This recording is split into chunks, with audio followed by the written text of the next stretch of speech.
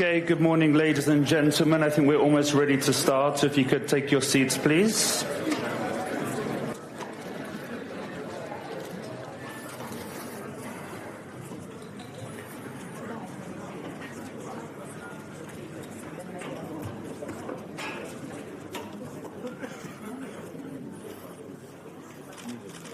There's still space down the front if anybody's keen to get up close. It's great for those photos for Twitter later. Okay, ladies and gentlemen, good morning and welcome to this high-level public conference on implementing the European Green Deal and on the European climate law, which I know you're all waiting for and which is coming very soon. My name is Tim McPhee. I'm the European Commission spokesperson for climate action and energy, and I'm your MC for the day. So it will be my pleasure to introduce to you our great panels, our keynote speakers, who are going to talk to you about the climate law, about the Green Deal, and of course who are here to listen to you as well. This is an interactive event. We'll be taking questions from the floor throughout all the panels.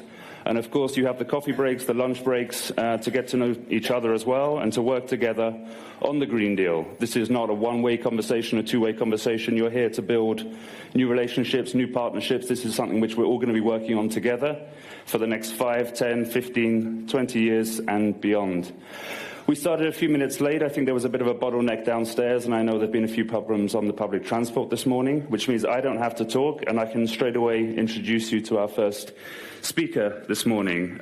I'm sure all of you know him already, but I will introduce him, the Executive Vice President of the European Commission for the European Green Deal, Mr. Frans Timmermans. Franz, please.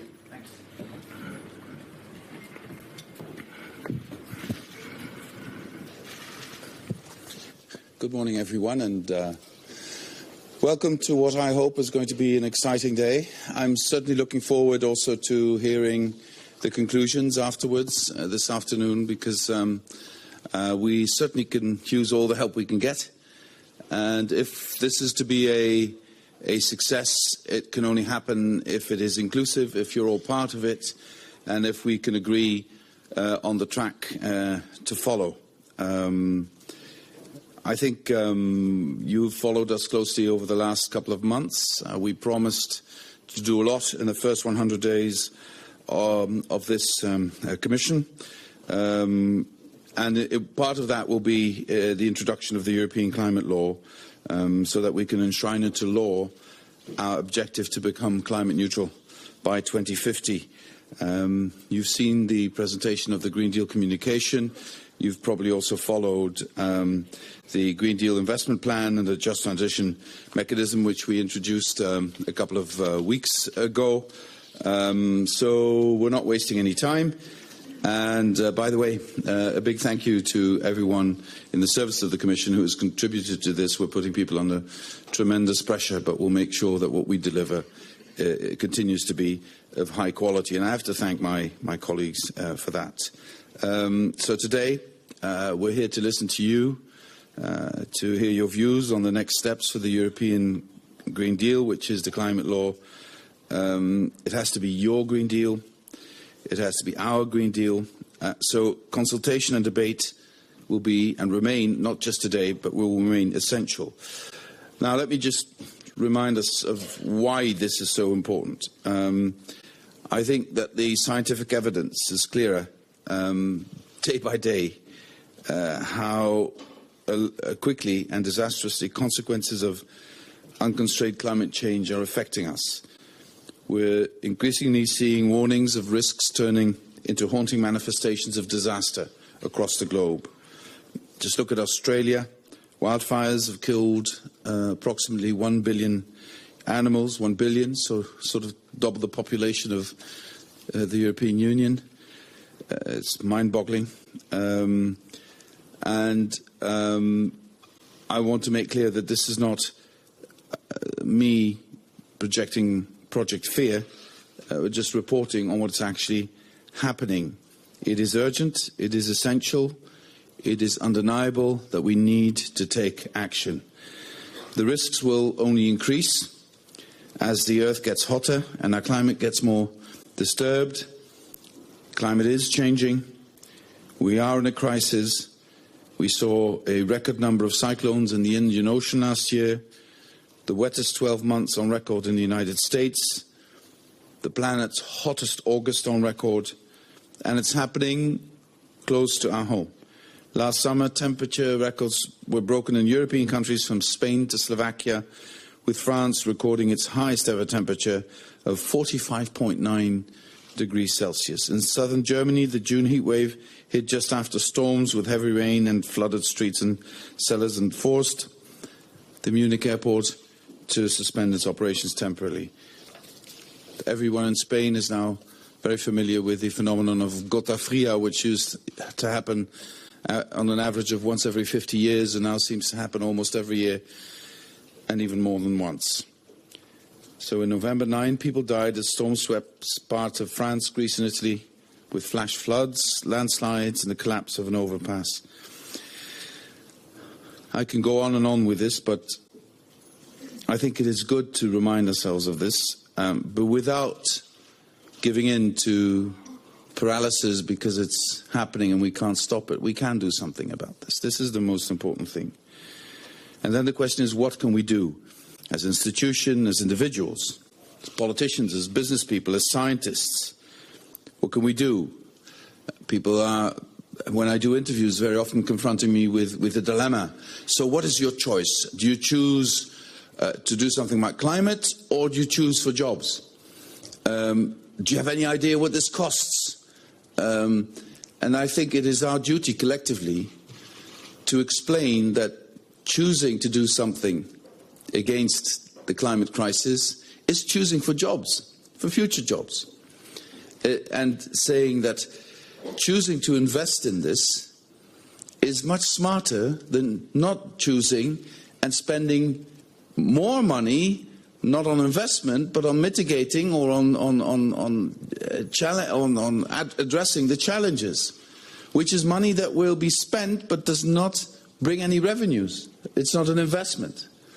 So I think in our public communication we will have to concentrate on that, to detect the false contradictions and to help people understand that doing nothing does not mean that everything stays the same. That is the biggest trap in public communication, believing that by doing nothing everything will stay the same. By doing nothing the problem will get much worse. But on the other side, by acting we can actually tackle the problem, because this is, in my view today, the biggest challenge.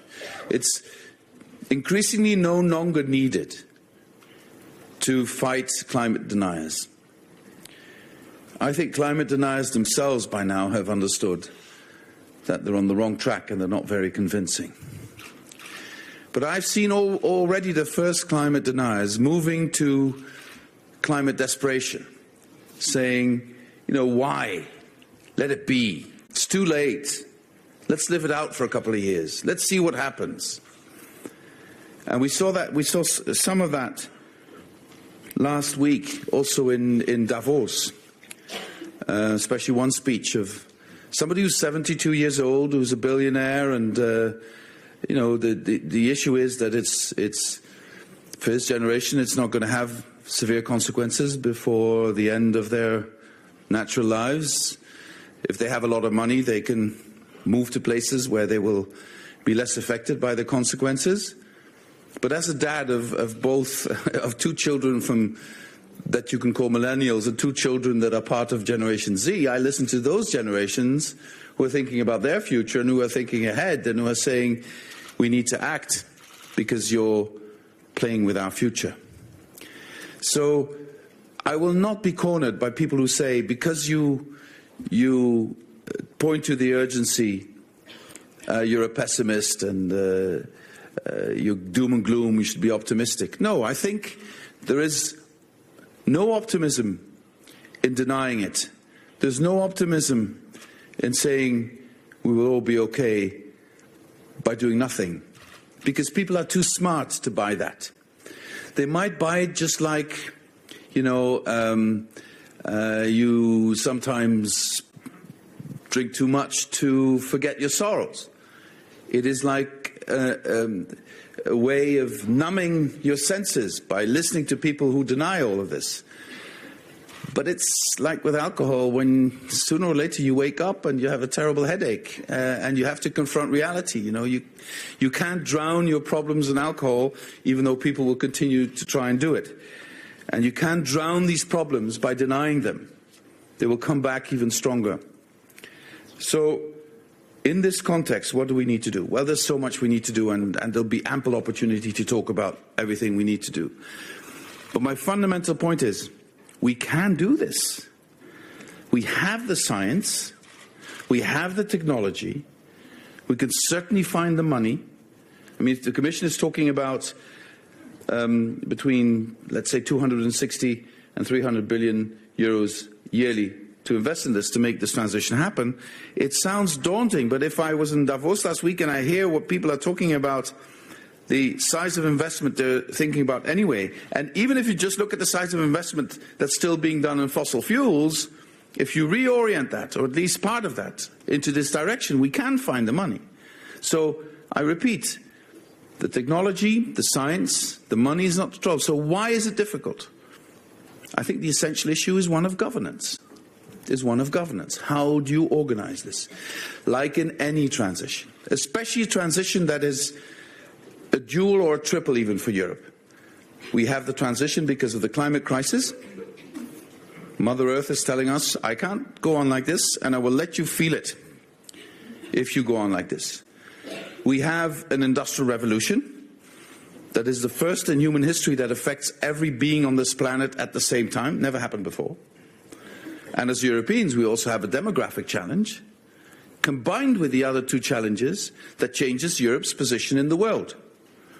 When my parents were born, Europe accounted for about 24% of the world's population, Africa 5%. In a couple of years' time, it will be exactly the opposite. That has huge geopolitical consequences for us and for everyone. And these three challenges combined will dictate the policy choices we make. And I believe this is like in any other tectonic transformation humanity has gone through, is a challenge to everyone and to every institution. So if we deny, as political and public institutions, that we will have to adapt to this or become obsolete, we do help political forces across Europe and in the world who thrive on creating this feeling we are anti-establishment. And by the way, we know exactly which minority is responsible for our failure, and we will make sure that they will get the blame, and we will make sure that they will be isolated. So it is something we need to do, and we need to do it well. And if our premise is, and that's the premise I want to work on, that we leave no one behind, we need to organize it at all levels. Again, I repeat, by doing nothing does not mean nothing will happen. The Industrial Revolution will happen. Mother Earth will continue to tell us it's enough. If we do nothing, then we are no longer in control of either development. But if we act and get together, we can bring some control into this. And why is the climate law so important? The climate law, in my view, in simple words, is important because it will discipline everyone in this process, especially on the political side, to take the necessary steps to deliver on this promise of being climate neutral by 2050. And it will give the institutions that need to coordinate this also the legal possibility to act when those who make promises don't deliver on the promises. So it is an exercise in disciplining this transformational age. And I say this as a historian with a keen interest in studying earlier times of fundamental transformation, whether it's the introduction of coal as a basis of the economy, when we went from horses to steam engines, and then when we went from steam engines to combustion engines, and now we're going from combustion engines to other forms of energy. Transforming a society that is entirely based on carbon to a society that no longer needs carbon as a fundamental base, as a basis for its functioning, is of a tectonic nature. And this happens at a time when digitization is wreaking havoc in all sorts of structures. And if we do not understand that this is not just an economic change, this is not just a change in how we produce and live, this will affect every single institution upon which society is based and that helps function society. And if we do not understand that we have a collective responsibility in preparing all these institutions to handle this and to leave no one behind, to take everyone along, then we understand how epic this challenge is. And then we also understand that disciplining ourselves along this path to 2030, 2040, 2050 through a climate law is essential to make sure we deliver on this and to make sure that we can correct whenever this occurs. But, and now over to you, what do we put into a climate law? To what extent do we want to be prescriptive? How far will it go? Who are the subject of the climate law? Who can be held accountable if you have a climate law? These are all fundamental questions where I hope you can give us some guidance how we can best address this. Again, as a dad of millennials and Generation Z kids, I understand this is an epic challenge. It's also an incredible opportunity for Europe to lead. If we get this right, I can assure you that worldwide there will be huge interest in studying our idea for a climate law. I get questions about this, and I had it again last week, from all parts of the world. How are you going to do this? We'd like to see this. We'd like to be part of this. So it gives Europe, I think, a unique opportunity to lead, not just within Europe, but in the world. It gives, again speaking as a dad, new generations an ideal, again, generations that are no longer based on an ideological vision of the world, but are filled with ideals for the future of the world. It gives them an ideal to work on. The EU climate neutral in 2050 is an ideal people love to embrace. But people will be horribly disappointed if we do not start delivering soon concretely on what we do. And in that context, I hope the climate law can be extremely useful, and I hope we do a good job at the Commission to drafting a climate law that answers your requirements, that answers your hopes, and that answers your expectations of the years to come. Thank you very much. Good luck today.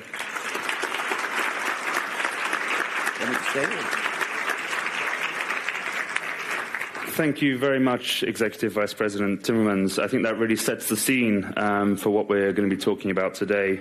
We're going to move on now into the first panel discussion. We have a great panel which we'll bring to the stage in a few minutes, but first of all, we have an introduction to this panel, and we have the Minister of Foreign Affairs and European Affairs of Croatia, Mr. Gordan Grlić-Radman. Apologies if my pronunciation is not absolutely spot on. And the Minister, as you know, Croatia holds the EU presidency at the moment, so he's really the man in the hot seat of making these negotiations, this process work, also at the member state level. So, Minister, please, the floor is yours.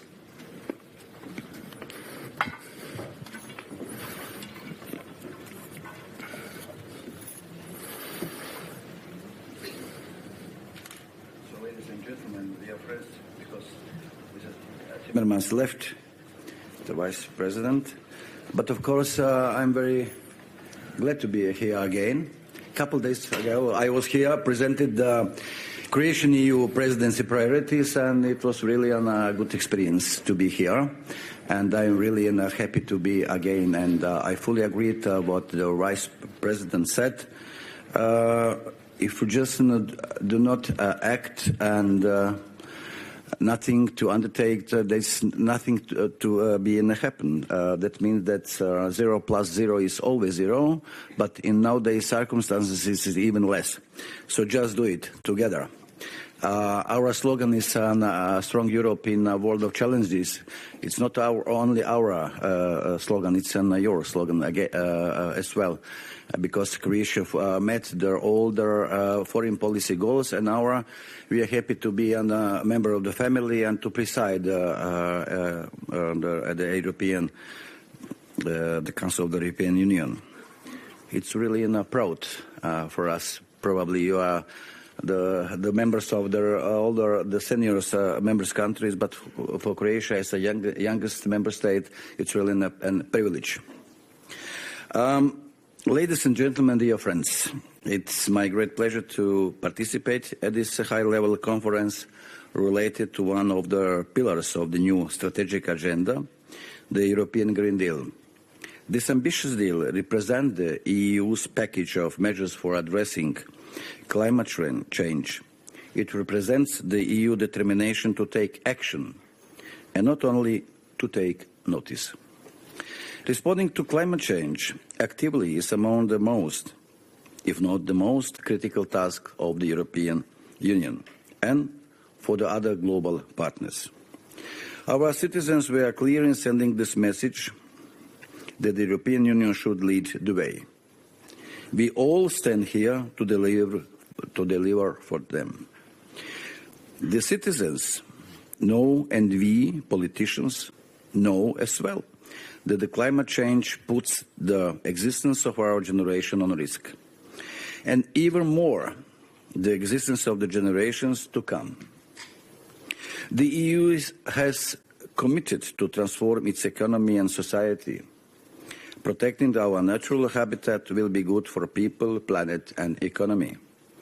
By choosing a sustainable path set in the European Green Deal, the EU has a good chance to become the first climate-neutral continent in the world by 2050. This is, of course, not an easy task for any of us. It will be challenging to embrace all the changes of the green transition, especially in making sure that nobody is left behind. This Commission, led in this area by our kind host Franz, who just left, has given a clear political signal that it is ready to embark on such a journey. The communication on Green Deal has been presented in the first weeks after taking office. This fact speaks for itself. The Green Deal was complemented by a recent Sustainable Europe Investment Plan and the Just Transition Fund, which sets a framework for a very important financial component of the deal. In Croatian presidency, dear friends, you will have a dedicated partner on this journey.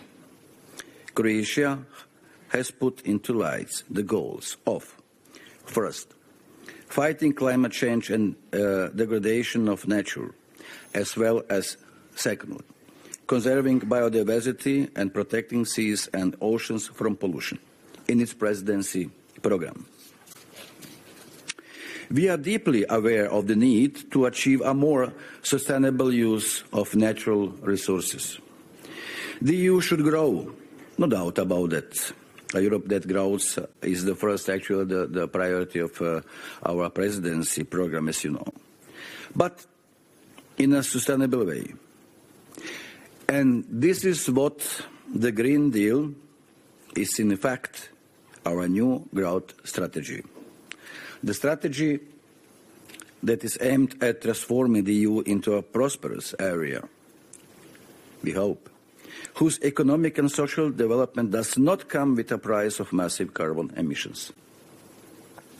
We see climate-neutral growth as a key element for the future of Europe, Europe that is as strong as possible in an ever-changing and challenging world. The Green Deal is obviously a backbone for many discussions we will have during our presidency. The deal should set the tone of the debate in all relevant areas for achieving climate-neutral Europe by 2050. That means pretty much every area. Our common intention is to make Europe a leader in the global fight against climate change. For this purpose, all our policies have to be aligned. What will this transition bring?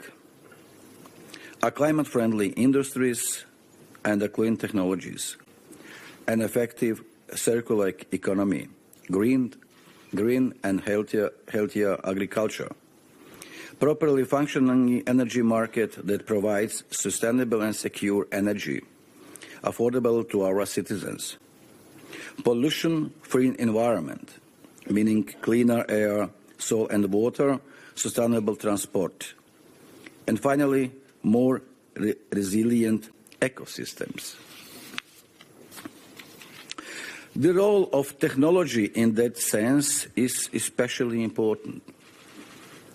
Many of conventional approaches will not be enough anymore. We will have to invest in research and innovation. This will also mean new jobs in new areas. Also, our Croatian citizens will be happy about it, such as smart mobility, batteries, circular sectors, and many others. The European Council of last December gave us, the Council, a clear assignment to take war with the Green Deal forward. The endorsement of the 2050 climate neutrality objective requires, dear friends, overcoming serious challenges. And yes, many have expressed doubts regarding this transition and the way it is going to affect the most vulnerable among us. We cannot ignore different national circumstances. We are all aware of that. Not every member state starts at the same position, nor has the same capacity to respond. That is why we need to act as one, together, with the Commission, not leaving any member state behind. Our aim is to bring together the EU citizens in their diversity, to work along with their governments if we want that this ambitious deal becomes reality.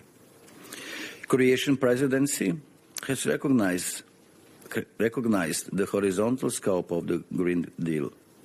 It will be discussed in several Council formations. Understanding the positive effects of green transition on each policy area is of utmost importance for us.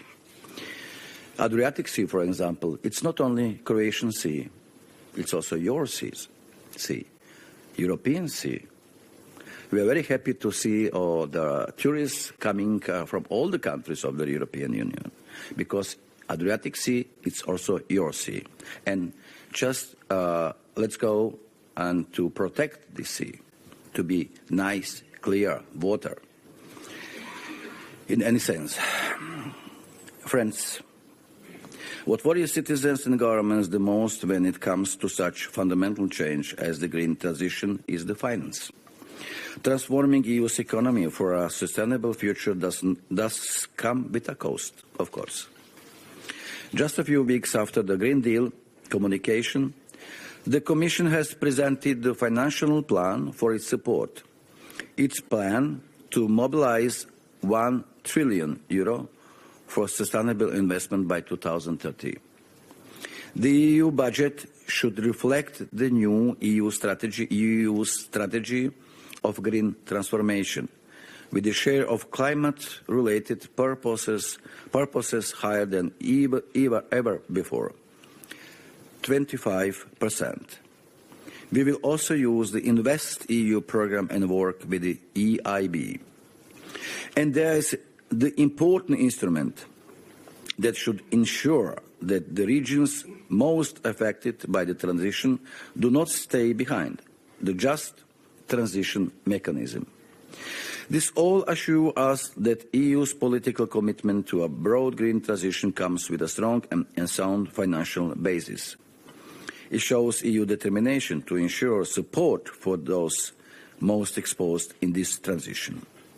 Our immediate action is needed now. I believe that we all, the Commission, the Parliament, the Council, have the same goal: to achieve full agreement on the climate objectives among all Member States. In Croatia, it tends to work hard in this sense, like in basketball, like in football. We are aware of the importance of the climate law that will be published by the Commission by March. This law will enshrine the goal of climate neutrality by 2050, and we stand ready to take work forward and to advance as much as possible by June. The transition proposed in the Green Deal will not happen in a vacuum. We are part of a global effort to tackle climate change, as set by the Paris Agreement. Increased efforts by other global players are more than critical for addressing this issue in a holistic way.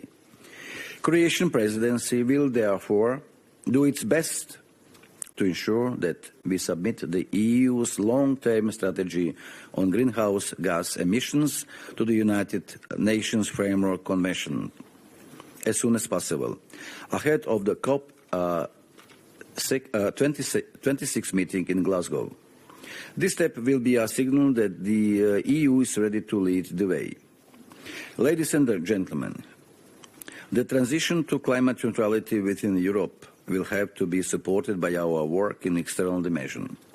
Having global partners on board with us requires integrated climate action in outreach towards third countries, in the view that this could generate more climate ambition at global level. I am therefore glad that the last FAC Council I attended at the Council has provided us with a new framework for climate diplomacy. We need to take a tailor-made approach in order to help a number of countries build resilience and adapt to new realities. We should do this while respecting and taking into account their vulnerabilities and specific situation. For many of them, the peace of green transition will depend on preserving political and economic stability. We also support green transition in EU's immediate neighbourhood, to the south, to the east and in the Western Balkans. It's our immediate neighbourhood. Our example will be crucial if the EU shows willingness to react and to adapt our policy quickly. Having our global partner countries and our neighbours on board should make that task much easier.